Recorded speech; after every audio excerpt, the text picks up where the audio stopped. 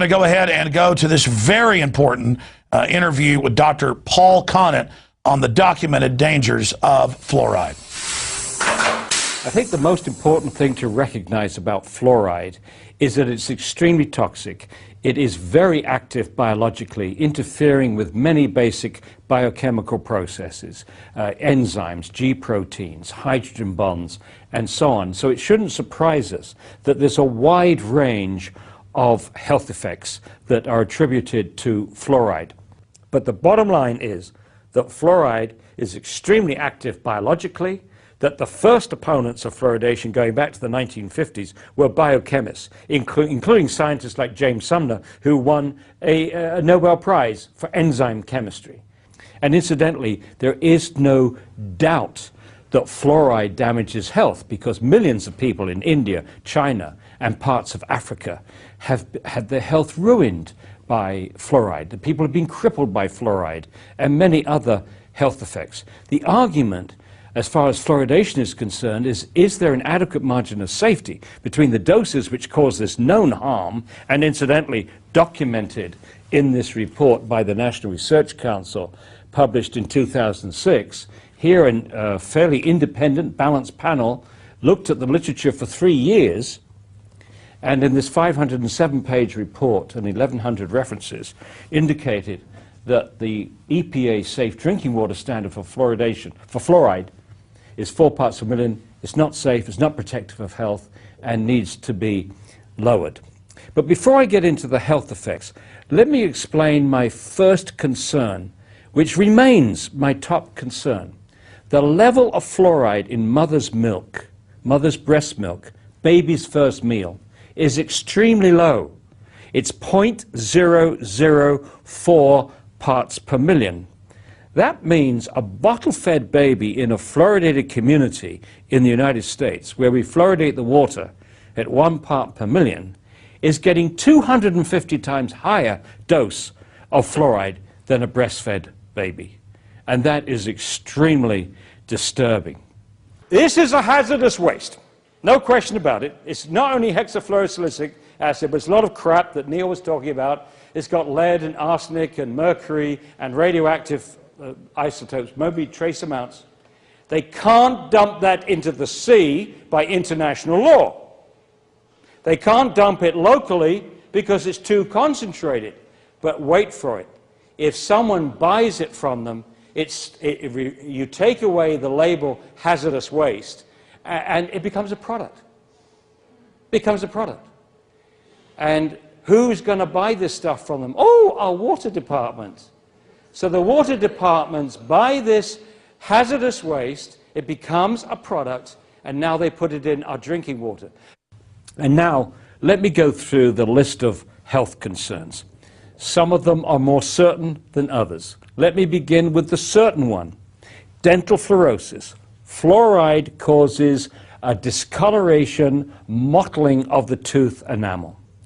When this practice began in 1945, the promoters of fluoridation thought they could limit dental fluorosis to 10% of the children in its very mild form. And the very mild form has little specks of white, opaque patches on the cusp of the teeth, up to 25%. And they thought that only dentists would notice this, and was an acceptable trade-off with what they thought would be a lowering of tooth decay. Well, in November of 2010, the Center of Disease Control told us that children aged 12 to 15 in the United States, 41% of them now have dental fluorosis. And not only the very mild, but the mild, which impacts up to 50% of the tooth surface, moderate, which impacts up to 100% of the tooth surface, and severe, where you not only have the whole surface impacted, but indentations, chipping of the teeth, and so on. And 3.6% of children aged 12 to 15 in the United States have either moderate or severe dental fluorosis. So that trade-off between lowering tooth decay and producing dental fluorosis but holding it only to 10% clearly was a failure. We have 4 times more dental fluorosis as intended and as desired. Our attitude is that when you see this dental fluorosis, it means the child has been overexposed to fluoride, and the question is, what other tissues have been affected? So let's start with the bone, because the teeth are a window into the bone. In fact, the teeth actually grow out of the jawbone, and by the time the permanent teeth have come out, the jawbone has been loaded up with fluoride. And so if you can see the damage to the growing tooth cells, what did the fluoride do to the growing bone cells during this 8, 9, 10 period? In fact, the first study that was published on this in '55 indicated that the children in the fluoridated community, which was Newburgh, New York, had twice as much cortical bone defects as the children in the non-fluoridated community. Now, the cortical bone is the outside layer of the bone, and that's the layer, it's a lamellar structure, and that part of the bone is meant to protect against fractures. And so the concern then is whether we're increasing bone fractures in children. Well, we had to wait until 2001 before someone investigated this, and the researchers in Mexico found a linear correlation. As the severity of dental fluorosis went up, meaning the amount of fluoride the child had been exposed to before the permanent teeth had erupted. As that went up, so did bone fractures in the children. And it was quite striking. When you go from no dental fluorosis to very mild dental fluorosis, it doubled. The bone fractures doubled. Very mild to mild, doubled again. Mild to moderate, doubled again. The next concern about bone is that the first symptoms of bone poisoning in an adult are just like arthritis, stiff joints, pains in the joints, pains in the bone. In the United States, we have 1 in 3 adults now with some form of arthritis. And if you ask a doctor what's causing it, they will say, well, we don't really know, but we think it's got something to do with aging. Well, what also parallels aging, of course, is the number of years you spent in a fluoridated community, 10 years, 20 years, 30 years, 40 years, 50 years, eventually 60, 70, and so on. The next concern is as the fluoride continues to build up in the bone, and I should say that up to 50% of all the fluoride that we take in each day accumulates in the bone. The fluoride is bioaccumulative. The bones get more brittle. And another major concern is increased hip fractures in adults. Studies done in China, as documented in this National Research Council report, and we've further elaborated in our book, The Case Against Fluoride, indicates that levels as low as 3 milligrams per day, that's 3 liters of fluoridated water per day, may increase hip fractures in the elderly. Now, my major concern is not the bones, although I think that's significant. My major concern is the brain, because when the baby is born, the blood-brain barrier is not fully formed. We think the blood-brain barrier keeps fluoride out of the brain most of the time, but for the first half year of the baby's life, the fluoride can get into the brain. And this is not the time, in my view, and the view of many other scientists, that a baby should be exposed to fluoride at 250 times the level in mother's milk. There have now been over 100 animal studies which shows that fluoride damages the brain. There have also been 23 IQ studies, most of them from China, but one from India, one from Iran, and one from Mexico, which show an association between moderate exposure to fluoride and lowered IQ in children.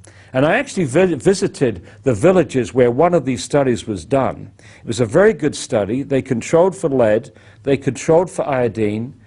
Most of the villages were almost the 2 villages were almost identical, except for the fact that their well water was different. And the author of this study estimated that the IQ would be lowered at 1.9 parts per million. And that offers no adequate margin of safety for children drinking water at 1 parts per million when you consider the massive range of sensitivity to any toxic effect, and the fact that once you put fluoride in the water, you can't control the dose. Another concern, which many of us have had for many years, is fluoride's impact on the thyroid gland. for between the 30s and the 50s, doctors in Argentina, France, and Germany were giving patients with hyperthyroidism, overactive thyroid gland, sodium fluoride tablets to lower thyroid function. And the doses that they were using were between 2.5 and 4.5 milligrams per day, which is exceeded by many people drinking fluoridated water. For example, the Institute of Medicine actually advises people to drink 3 liters of water a day. So clearly then they would be in the range for lowered thyroid function. And once again, as in many of these other issues, the fluoridating countries, including the United States, are simply not doing the studies. They're not investigating to see if there's a relationship between fluoridation and lowered IQ, fluoridation and arthritis, fluoridation and hypothyroidism. Key health studies have not been done in fluoridated countries. If you don't look, you don't find. They would like to imply, because they don't see anything, there's nothing wrong. But if they're not looking, they won't find. You often hear the promoters say things like, oh, we've been doing this for 60 years. If there's any problem, we would know about it by now. Oh, no, you wouldn't, unless you were doing the studies. Another issue that came out in 1997 was a researcher in England found that fluoride accumulated in the human pineal gland. And the pineal gland is a little gland between the 2 parts of the brain, the 2 hemispheres of the brain. It's not protected by the blood-brain barrier. It has a high perfusion rate of blood, and it also is a calcifying tissue like the teeth and the bones. And so this researcher hypothesized that fluoride will be attracted to this tissue, this little gland, like a magnet. And sure enough, when she investigated, the average level of fluoride on these little calcium hydroxyapatite crystals was 9,000 parts per million, up to 21,000 parts per million, which means that this little gland has a higher concentration of fluoride than any other tissue in the body, including the bone. This researcher, Jennifer Luke, also did animal studies, and in the animal studies, she found that fluoride lowered the production of melatonin, the hormone that this little gland makes, and incidentally, it only makes it at night, the hormone of darkness. This pineal gland reacts to light. Descartes called it the seat of the soul. Not only did it lower melatonin levels in these animals, but also shorten the time to puberty, which is absolutely consistent. Melatonin is thought to act like a biological clock, involved with timing of puberty, timing of aging, timing of jet lag and sleeping patterns and so on. Controls all kinds of things. And what they think happens that with the child, at birth, the melatonin levels are high, and with childhood, they gradually lower, and at a certain point, the lowered melatonin levels trigger the production of the sex hormones, leading to puberty. Ironically, that first study that was published, which I already referred to in the bones, also recorded that the young girls in the fluoridated community, Newburgh, were menstruating on average 5 months earlier than the young girls in the non-fluoridated community. Now, they didn't think that was significant at the time. Now, with Jennifer Luke's work, it is clearly takes on a new perspective. Kids now are reaching puberty 7, 8, 9. It has people very, very worried. But once again, the fluoridating countries have made absolutely no effort to reproduce Jennifer Luke's work. And it's not difficult. They could have done it easily. The Department of Health and Human Services has adopted to this, quote, sacred policy of fluoridation is to deny, critique the methodologies, but don't attempt to reproduce the studies. If you don't look, you don't find. And they're using the absence of study as if it was the same as the absence of harm, which is absolutely ridiculous, utterly irresponsible. So now they're giving every indication, particularly the Center of Disease Control that avidly promotes fluoridation around the United States, and around the world for that matter. The impression that they give is that it's more important now to protect this practice than to protect the health of the American people and our babies and our children.